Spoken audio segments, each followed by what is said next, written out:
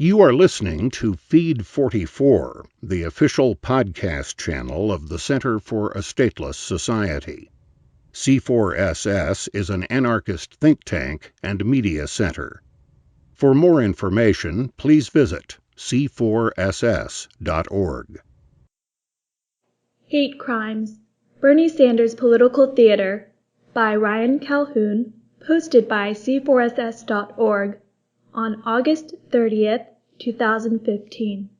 Read by Katrina Haffner. Presidential contender and progressive hero Bernie Sanders has been rightfully criticized for his support of the Violent Crime Control and Law Enforcement Act. The act, also known as the Biden Crime Bill, dramatically increased police presence and funding, banned assault weapons, and created new sentencing guidelines. Somehow, Sanders has managed to escape criticism for a similarly bad piece of legislation he supported, the Local Law Enforcement Against Hate Crimes Act, another virtual gift bag for police departments.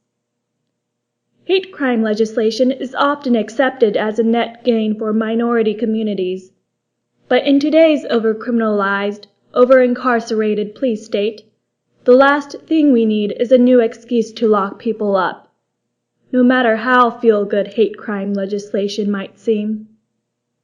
While Sanders claims to oppose mandatory minimum sentences, his support for these two draconian bills shows he's just fine with the status quo so long as he can apply some lipstick to it. The increased sentencing regimes created by these acts further solidifies a permanent prisoner class.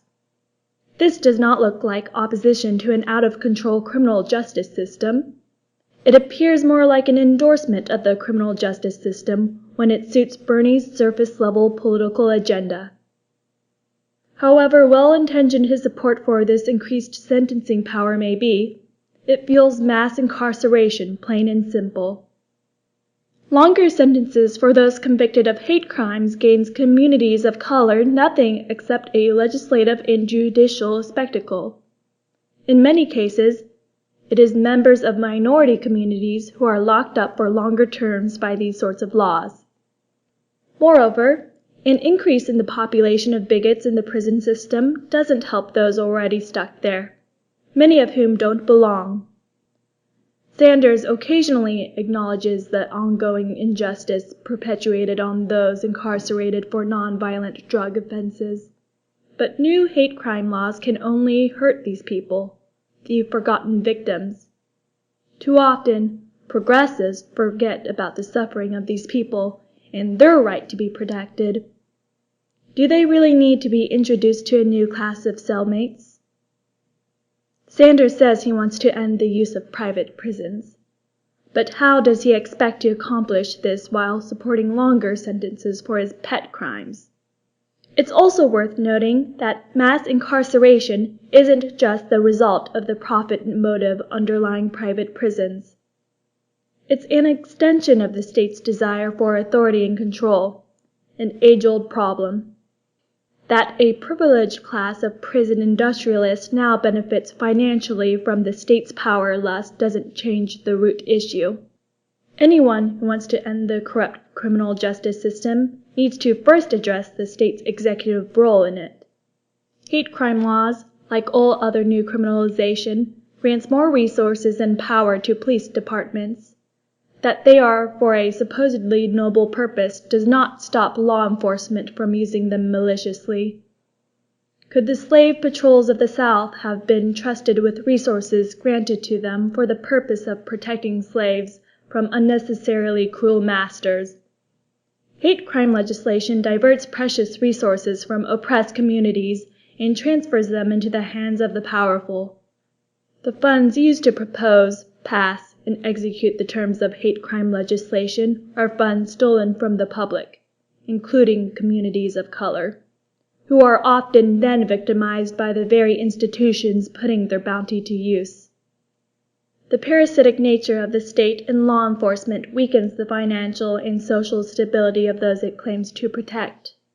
Enough is enough. Return the multi-billions of dollars looted from taxpayers for programs like the Biden Crime Bill and the Hate Crimes Act to the rightful owners. Empower communities to make the changes that no government ever can. We need to eliminate the middlemen playing both sides of the fence. The state and its fast enforcement arm play the dual role of protector and attacker. Restorative and transformative methods of justice must be emphasized by anyone campaigning as an advocate of Black lives and the lives of other marginalized communities.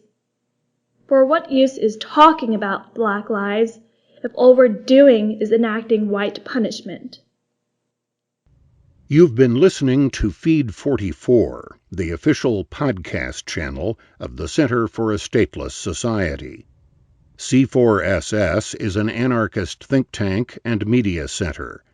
For more information, please visit c4ss.org.